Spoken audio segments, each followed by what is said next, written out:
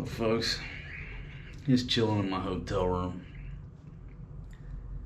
Been posting videos, trying to be productive. But it's day one of the lockdown. Went into effect. It's Sunday night, so what went into effect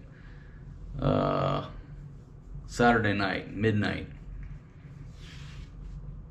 So my dumbass, I thought that where I had to go, where I'm at, was Cavite, but it's not. It's Metro Manila, what they call NCR, National Capital Region. So I thought I was going to be south of the lockdown, and that's why I was talking to my buddy Dennis. He's down in Puerto Galera. He's like, yeah man, just come on down and hang out at the beach with me. And I said, dude, that may be what I have to do. Because again, Manila's up here. We live up here. And where I had to go, I thought was down here. But actually it's in the zone. It's like, fuck. But my initial plan was to go down to Puerto Galera and hang out with Dennis for a month. Worst case scenario, I can't get back to Subic. I can't get through or out. Well, I thought I'd have to go through the zone, but now I realize I'm in the lockdown zone. So getting out of the lockdown zone to get back home. But the initial plan was to go south, hang out with Dennis at the beach for a month. There's worse things that you have to do, right? Well, after we formulated this plan, I guess it was Friday night. It was while I was on the bus. No, it was after I got here. But it's Friday night or Saturday. He sends me a message. He says, hey man, you can't come here because they just had a meeting and they shut down all the boat traffic, and they gave the tourists, I think, 12 hours to get the hell out of Dodge.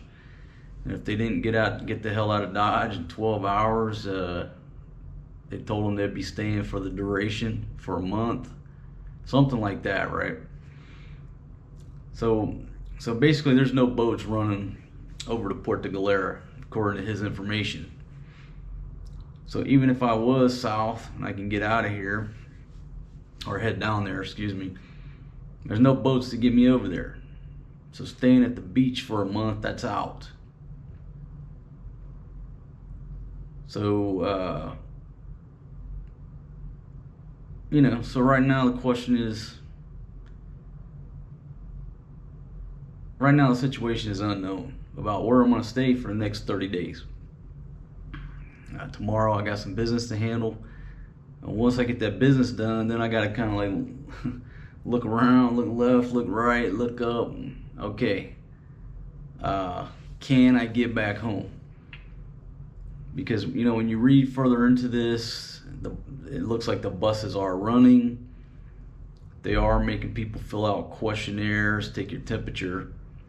So I may be able to get home. The initial word when you hear lockdown, quarantine, I think it sounds a lot harsher than it really is. But anyhow, I'll have to investigate it further, see what my options are. And the worst case scenario, I'll just sit right here in this little room until and let things play out and just make the best of the situation. I went across the road over. I'm staying in a place near Alabang Town Center. It's to the east of Las Piñas, and the southern edge of Metro Manila. But the mall over there today was open. They're obviously, taking temps. When you come into the mall, security, you get your temperature taken, and then some of the shops, individual shops, are additionally taking your temp. But the restaurants were open. That mall was open. But I heard a rumor yesterday that they were gonna. Well, I read some stuff and I talked to some people, and they said that they're gonna shut the malls down in Makati. I don't know if that's true or not. So don't hold me to it. That's not fake news. That's just or fucking what the rumor is, what I heard. I don't know. But, you know, day one in the Manila lockdown. Business as usual for me in this location. I'm not up there in the heart of things, and you know, in the right in the middle of Manila. I'm down here on the fringes of Metro Manila in a very nice area. I actually found this place, you know, budget rate, but I'm right here walking distance to Alabang Town Center, so it's very nice. So for me, folks, it's life as normal. It's life as usual on day one of the Chinese bat research virus Metro Manila lockdown. You know, in my little short jaunt over to the mall, I didn't see any checkpoints or anything, but on the news, not the news, on one of the news websites, they've got the list of where the checkpoints are. They do have like 6 checkpoints down here, where I'm at, you know, here near Las Piñas, in or near Las Piñas, what have you. But I didn't see anything different today. I really didn't. I was at the mall. Yes, there wasn't a lot of people there, but there were families out shopping with the kids, eating at restaurants, drinking beer, people meeting people. You know, just business as usual, which it should be. And it's my personal opinion, these lockdowns,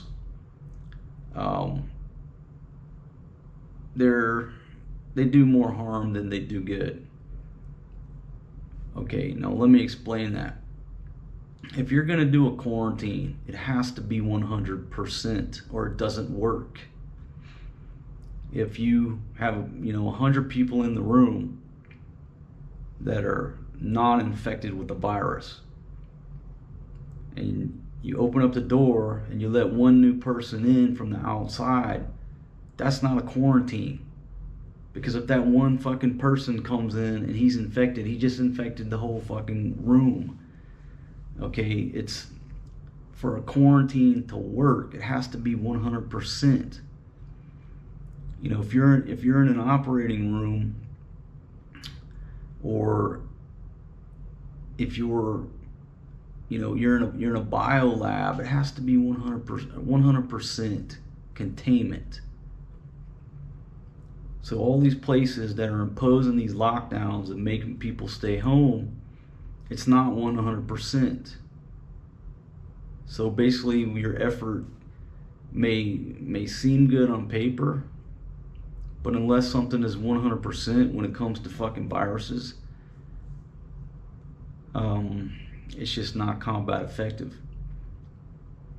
You can't lock down a city of 12 million people 100%.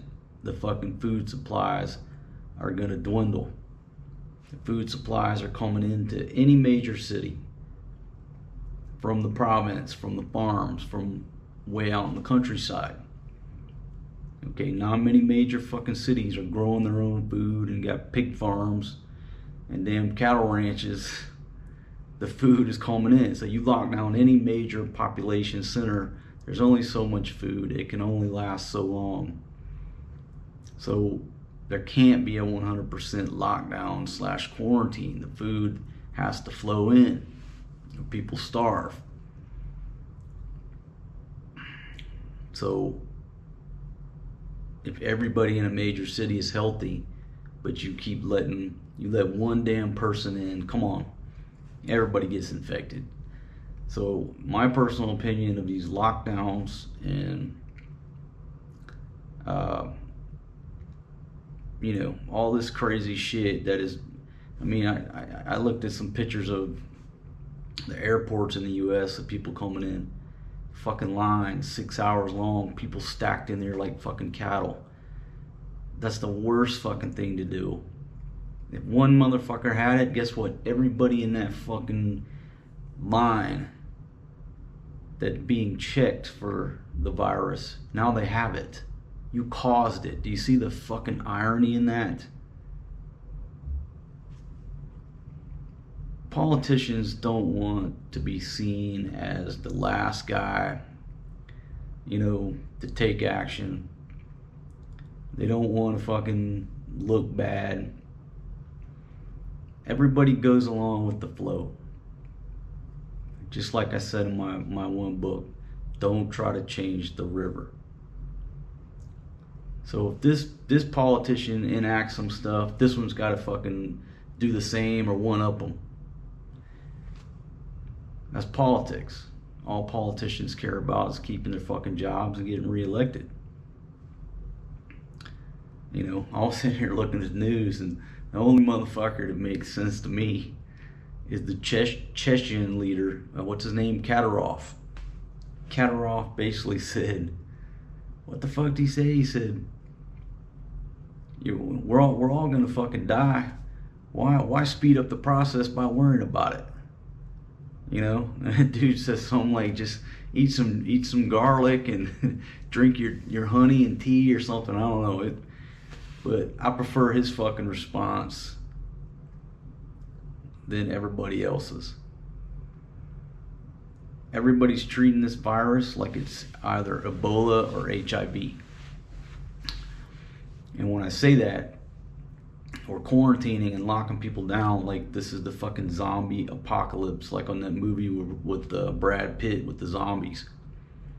You know, that seems to be the way a lot of these quarantines, lockdowns around the globe are going. This is not the fucking zombie apocalypse on that Brad Pitt movie.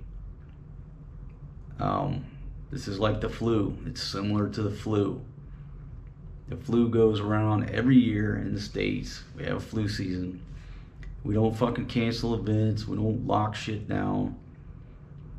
And we don't, what's the word? Stigmatize. We don't label. When people, not so much these days, but especially early on when people had AIDS. Oh my God, so-and-so has AIDS. They were like fucking kryptonite. You stayed away from them. Oh my God, he's got HIV, right? There's still a stigma to that. But not as bad as back in the 80s when it first broke out. So we're testing people now. Oh my God, the minister of so-and-so, the president of so-and-so have tested positive for the coronavirus. The media is portraying testing positive for the fucking flu, similar to the fucking flu. You test positive for this, it's like you got fucking HIV. The lockdown and the containment is like we're dealing with fucking Ebola or the fucking zombie apocalypse. It's ridiculous. But if you know, I just thought about it. You know, it's what I say in the same book, my first book. Fear makes money. Whether you're in the defense industry, the pharmaceutical industry, the healthcare industry, the medical field, fear makes money. Fear will motivate people to do things that they never thought they could do. It will cause them to take action, not take action, remain neutral, keep their mouth shut. Fear makes money. The news and the media outlets want you to do what? They're jockeying for attention for your eyeballs on their screen so they can sell advertising space. The more eyeballs they have, the more they can charge for ad space. It's just the way it works. That by them hyping this shit up, everybody around the world is glued to the fucking news now. They're dependent upon the fucking news. What's going on? What's going on, you know, with the coronavirus, blah blah blah. It's what they want. They don't want this thing to go away, because then you stop watching the news. They stop fucking making as much money off of ad revenue. It's just the way the world works. The Cebu Pacific regret to inform you that your flight's been canceled. Okay, good. You can give me a refund on that flight. No problem.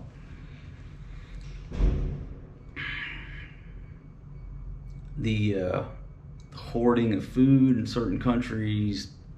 You know, Americans are hoarding fucking toilet paper. Hey, great for the fucking people who make toilet paper. Wonderful. Their fucking, you know, sales and profits are up. You know, that's one of the biggest things I think my fellow Americans are scared of. I run out of toilet paper, how will I wipe my fucking asshole? Meanwhile, humans for 2 million years didn't have fucking toilet paper, and we developed just fine. And oh, by the way, the rest of the world, all of us, we don't fucking use toilet paper. We don't buy that shit.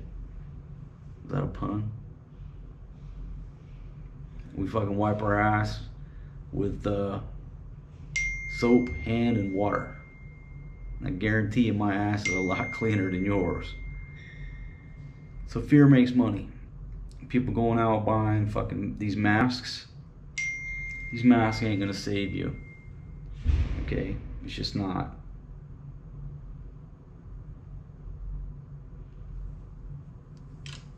You look at how many people are touching the mask, adjusting the mask. They spend more time touching their face now that they're wearing a mask than they do if they're not wearing a mask. So you got all that, all the people making money off of that. Test kits. Now there's a race to develop a vaccine, which is good. But you understand how fear makes money. If a person is not afraid, you know, it's not as easy to get them to take action. If they're afraid, it's very easy to steer somebody in the right in a direction that you want them to go in. So anyhow, my personal opinion, that's just my opinion, folks. I'm not a politician. I'm not a decision maker. I fucking drink beer and I just talk to this camera and I share my thoughts with you. The lockdowns and the quarantines are doing more harm than good. That's just what I think. Certain things make sense, and certain things we can actually semi look at and it'll be combat effective. You quarantine the nursing homes, okay, with a little bit of effort, with some effort and some funding, you can secure the nursing homes, because that's the at-risk population, the older folks. And we're already doing that. Certain places are already doing that. But that's what makes sense. You already have a facility that you can lock down, control the entry, control the access, the entry, the exit. You can control a nursing home with a little bit of resources. You can't control a major city. You can't control a small city without basically stringing concertina wire around the entire place and putting a soldier every 20 meters. You just can't do it. Look at drugs. You know, drugs are illegal. Most countries in the world spend a lot of money trying to keep them out. You can buy dope in any country in the world. So do you think you're going to be able to contain people? No, not like that. You can quarantine a nursing home effectively. You could quarantine maybe a prison effectively, and maybe that's a bad example because hell, people smuggle contraband into prisons. But I think the reality is this virus it's going to burn around the world like it's doing, and eventually it'll slow down, and then it'll become just another virus on the list of viruses that we deal with. A few months ago, I had hand, foot, and mouth disease. If you don't know that, my little girl contracted hand, foot, and mouth disease from being in less than sanitary conditions when she lives with her mother. And I became her primary caretaker, and I contracted hand, foot, and mouth disease. That was a rough ride for both of us. That virus kills people. The only people that have a vaccine are the Chinese. There's various strands of that virus of the viruses that cause hand, foot, and mouth disease. Folks, that's not even seasonal. I mean, it's everywhere in the world. Now, maybe it is seasonal, I guess, in the U.S., sort of like the flu. I think I'm not looking at my research notes, but I think the summer months, they see less cases. But anyhow, you have the flu, the regular flu. You've got everything from chicken pox to, all these things that we deal with that we have not been able to eradicate. Yeah, we've eradicated some, but hand, foot, and mouth disease took me out for, goddamn. I mean, I still got a toenail from months ago that fucking busted and cracked because of a side effect of that disease. Why doesn't the U.S. have a vaccine for the 3 main viruses that cause hand, foot, and mouth disease? Why is China the only one with a fucking vaccine for one strand of the virus, unless they've developed it in recent times? But when I was doing the research, China had a vaccine for one of the viruses that causes hand, foot, and mouth disease. Now, it's the nasty one, it's the killer, so that's good. But the U.S. has no vaccines for it. If you get it, you ride it. You just ride it out. It kills people too. The flu, regular flu, kills people every year. But we don't shut down sporting events and we don't quarantine places. It's just part of life. It's part of human life. We have a vaccine for it, but it's not 100%. My mother got the flu shot this year. She got the flu. It's just part of life.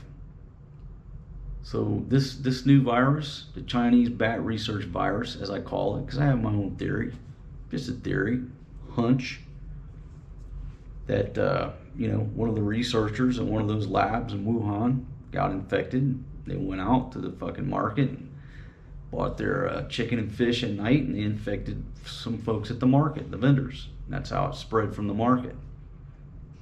I don't think it's a random coincidence that there's level 4 bio lab in close proximity to the market where this thing started. I don't buy that. Those odds are astronomical. Those labs had something to do, in my mind, with the release of this virus. And I think the simplest explanation is they're studying it. Somebody got accidentally exposed during the handling of the bats, or something of that nature happened, and it spread. Accidents fucking happen in every lab. We're human. Accidents happen. The Chinese aren't going to tell us that. Chinese are what are they doing? Blaming the U.S. military now? Because the U.S. military happened to come to Wuhan on some, I don't even know the whole story behind that. I don't give a fuck what the story is. There's a level 4. If this information is correct, I'm not saying it's correct because I don't believe anything on the internet. Ain't nothing real on the internet, homie. Period. But you're not going to convince me that there is a level 4 biosafety lab in close proximity to ground zero where this thing started spreading. Oh, by the way, if you read these reports where the scientists there reported, it could be fake news, but if this is true, he reported an incident where he was exposed by these bats. He had a bat piss on him, and a bat got blood on him when he attacked him, got flapping and crazy, whatever. It's an accident. I think that's most plausible.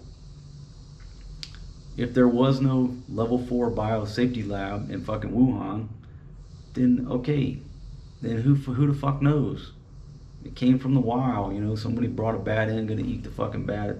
They sold it at the wet market. Okay, I believe that theory. There's a level 4 biosafety lab there, which means they study this shit. They're equipped to handle all these deadly, nasty viruses, just like the CDC. China's a big ass place. How many level 4 safety labs do they have? I don't know. I don't think anybody knows but the Chinese. It doesn't change the fact it's a fucking biosafety lab in close proximity to this market. Okay, so enough about that. So now the fucking whole world's in a panic over something that's probably going to become, unless they develop a vaccine, hopefully they do. This is 2020. All these resources and everything is going to be focused on developing a vaccine for this. I hope they do. I'm optimistic that they will. But we don't have a 100% vaccine for the regular influenza virus, and this is the year 2020. They're more like boosters and like 80% solutions. It's not a 100% vaccine, or a 90%, 95%. I don't know what the official fucking percentage is. I can just tell you my mother got a flu shot this year, and then she got the flu later on. So it's not 100%. Anyhow, folks, these are just my thoughts from day one of the lockdown here in Manila. And from my standpoint, I haven't experienced any hardship. I haven't seen, I mean, it's just life is normal here. So I'm just going to do this running log of the time I'm here. And again, I'm on the southern edge of the lockdown zone. But it's life is normal here, other than lighter traffic, less people out on the streets. From my standpoint and my perspective, it's life, and everything is just life as normal. But with that said, you know, in case they start shutting down the food and restaurants and the mall, the stores, what have you, I did go out today and it bought me enough food to last me for 30 days. I'm prepared to last 30 days now. And I'm going to show you what I got, folks. And before I roll that clip, if you're not a subscriber, the bottom right hand corner of your screen, it's like right down there. Hit that little overstay road sign, it's a little graphic down there. And then hit subscribe. A little bell's gonna pop up somehow. Hit that bell. If you don't hit the bell, I guess it's not gonna notify you when I post a new video.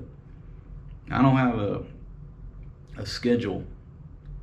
I just post whenever the hell I feel like it. I don't wear a watch. I don't have a schedule other than important events and appointments. So if you don't hit the bell, then you're not going to know when I post a video. I don't have a schedule of when I post videos. And if you subscribe, I certainly appreciate it. And I'll dance at your next wedding. If you don't see that sign, I think it's because you're already a subscriber. Somebody said, I don't see the sign. I'm thinking, why is that sign not there? I see it. But it probably means you're already a subscriber. I guess. That's what I'm assuming. But I would appreciate it. And if you appreciated this video and this entertainment, this dialogue, and I hope I invoke some thought. You don't have to agree with me. I don't want you to just roll over and agree with me. I just always hope to invoke thought. So leave your comments down below about what you think, you know, about being locked down. If you're locked down, you know, if you're in Italy or China, locked down. If they're talking about doing some type of lockdown or quarantine, you know, leave your thoughts about it. But those are my thoughts. And it basically boils down to that if the quarantine cannot be 100%, it's useless. It's like you blow up a balloon, but you know, there's one fucking small pinhole in it. It's not going to contain air. Or a basketball. I mean, it has to be fucking solid, right? It has to be 100% to keep the contamination out and the clean part in.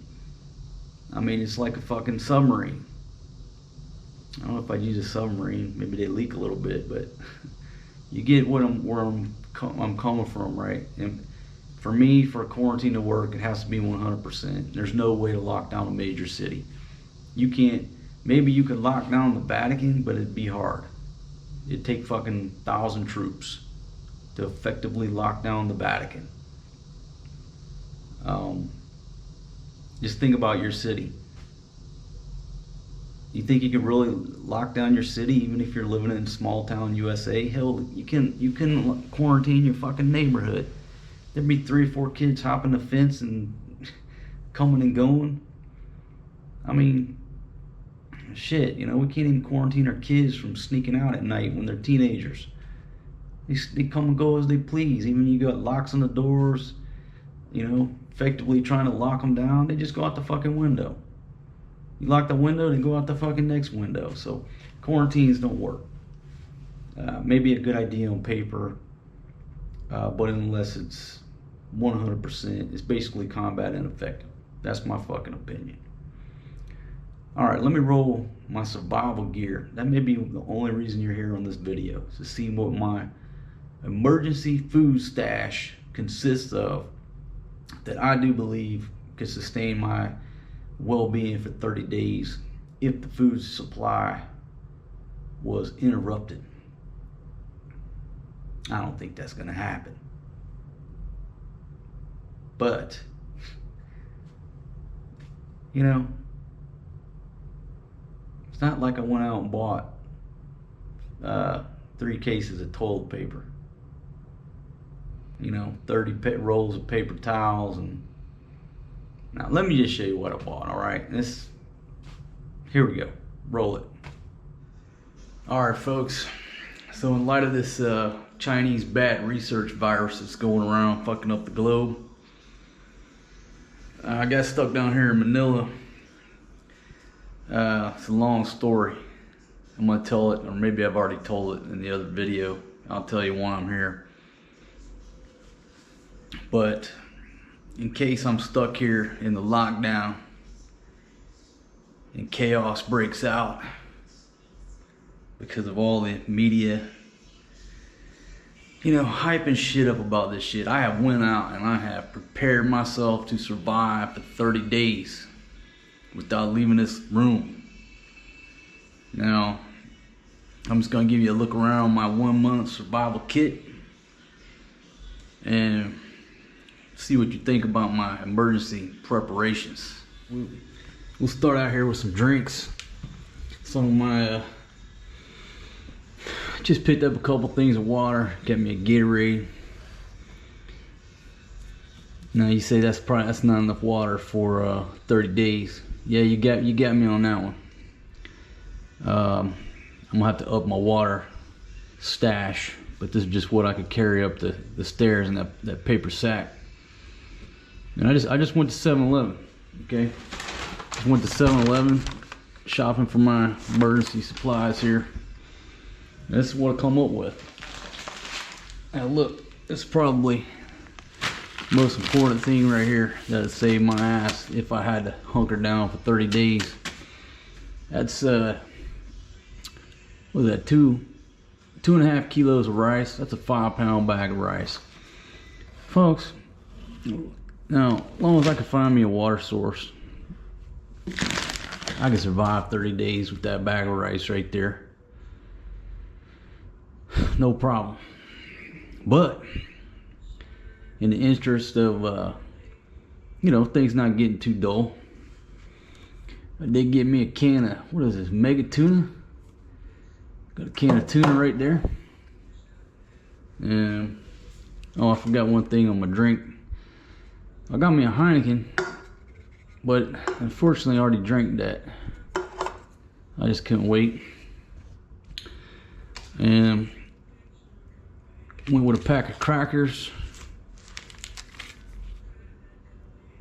Pack of honey butter crackers. How could you not go with that? Delicious. Got me a can of sardines. So look, I mean, you can live 30 days on this, no problem. But you know, you can spice it up with these sardines, maybe spread that out over 3 meals.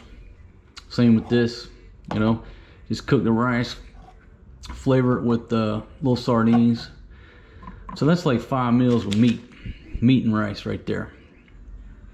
Now, I ran across this thing right here.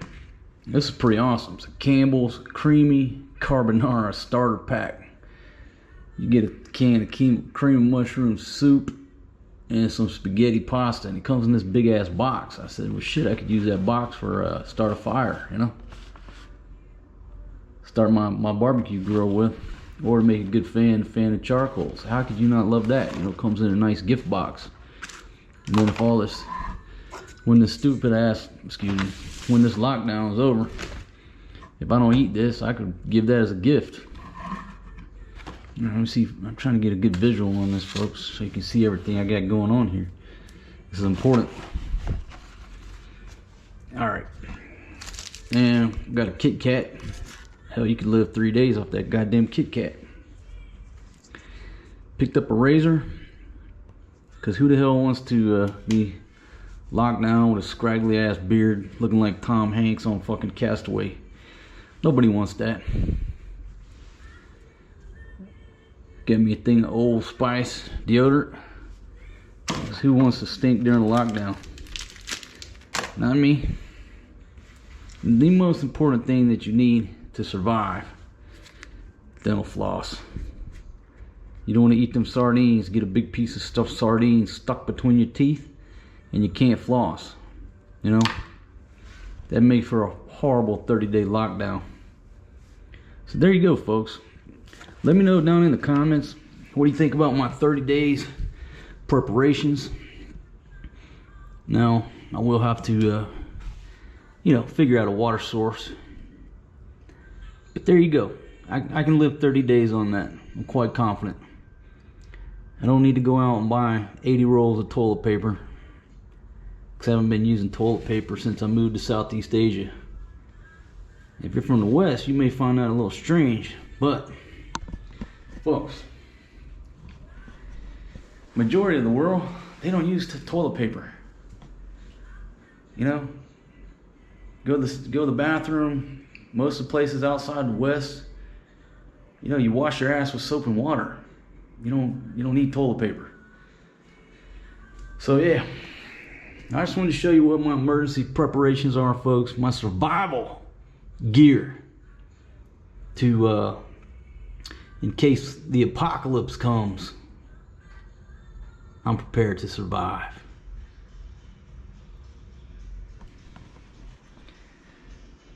Folks, the fucking media publicity and these lockdowns and these quarantines are worse than the fucking virus itself. Alright, hey, thanks for joining me. Let me know what you think about my preparations, 'cause I'm fucking ready.